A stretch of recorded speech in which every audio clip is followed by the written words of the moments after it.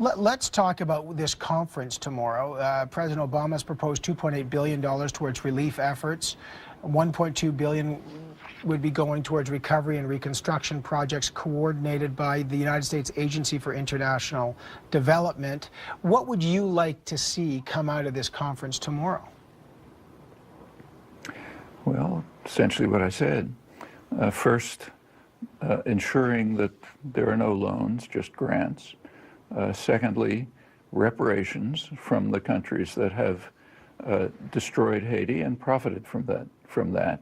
You may have noticed a few days ago, President Clinton conceded that the harsh neoliberal conditions that he imposed on Haiti when he permitted the president to return helped destroy Haitian agriculture, but enrich Arkansas, his state's rice producers.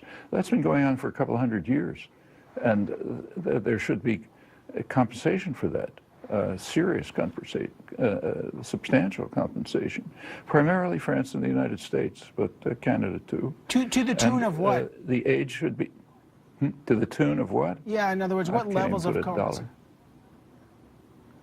Look, Haiti was France's richest colony. It was, you go back to 1789, it was producing 75% of the world's sugar. It was the leading cotton producer in the world. Cotton was the fuel of the Industrial Revolution. It was the leading producer in many other major commodities. France virtually destroyed it through the slavery plantation system. Then comes a long, horrible history, which I won't describe. Woodrow Wilson invaded in 1915, and aside from killing thousands of people or reinstituting virtual slavery and so on, he sent the Marines in to disband the parliament because they refused to pass a U.S. written constitution that granted U.S. corporations the right to buy up Haitian land. They didn't do it, so the Marines came in, they agreed with 99.9% in favor, 5% of the population voting. That's another stage in the long process, accelerated severely under Reagan, again under Clinton, that essentially destroyed the agricultural system, drove people into the cities, tried to turn the country into a kind of a assembly plant. In fact, the U.S. aid in the 1980s was going to turn it into the Taiwan of the Caribbean. They said they followed exactly the opposite policies from those that Taiwan followed, and Taiwan became Taiwan. Haiti remained Haiti. Then came the coup overthrowing the government. The U.S. Supported the coup regime. It allowed the president to return, but only under conditions that were designed to destroy the rest of the economy, and did. 2004, France and the United States, traditional torturers entered and kidnapped the president again. These countries have a record of brutality there. And you say it is a record that has hurt Haiti. I want to just, unfortunately for the expediency of time, just turn to another issue because of the G8 meeting here in Canada. One of the issues on the table was Iran. Today, France coming out, Mr. Sarkozy coming out and saying we're really coming to a point where we have to make a hard decision regarding sanctions on Iran. The U.S. talking about sanctions on Iran and because of the potential that Iran becomes a nuclear state. What's your view on the best way to deal with Iran, and if and when, how that should be done? The best way to do it would be for the U.S. and Britain to live up to their to move towards creating a nuclear weapons-free zone in the Middle East. That's a formal obligation anyway, but for the U.S. and Britain, a particularly strong one. Their invasion of Iraq was based on a thin legal cover, appealing to a UN resolution of 1991, calling on Saddam to end his weapons of mass destruction. Britain and the U.S. said he didn't do it, so they invaded. But if you read that resolution, it commits the signers to moving towards establishing a nuclear weapons-free zone. Now, the American population's in favor of that. The countries of the region, with the exception of Israel, are in favor of it. That would be a concrete, constructive step towards mitigating whatever crisis there is and possibly terminating it. Remember, Iran, there's concern, rightly or wrongly, that Iran is developing nuclear weapons. But there's no question about Israel's having them. There's no question about India's having them, or Pakistan.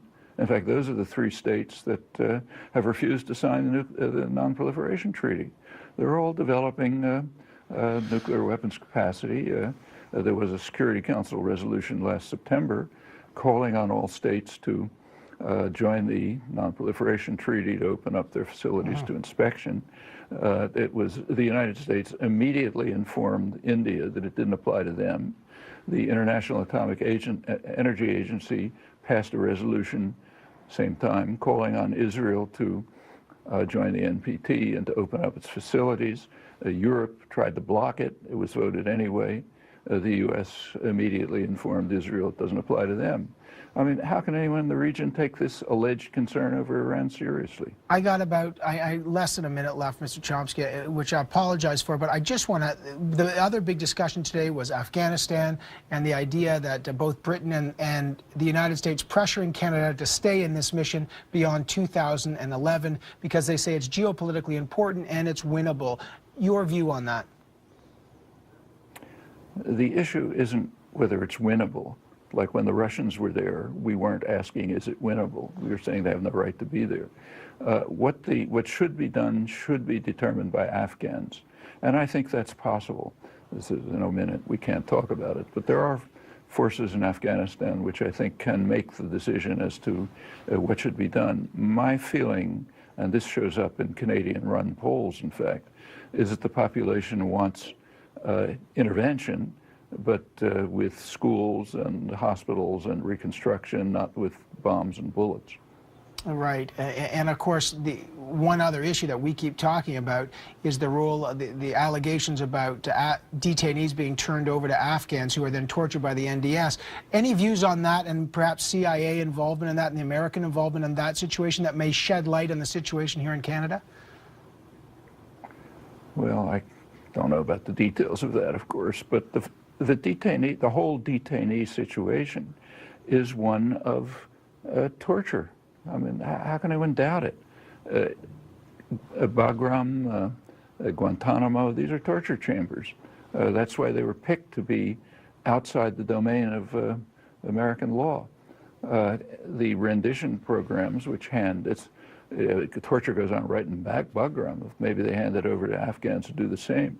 Remember that the elements that the U.S. with Canadian backing have put in to the government, these are mostly warlords who have a terrible record of atrocities in Afghanistan. In fact, their record was so horrendous back 20 years ago that the Taliban were actually welcomed to throw them out.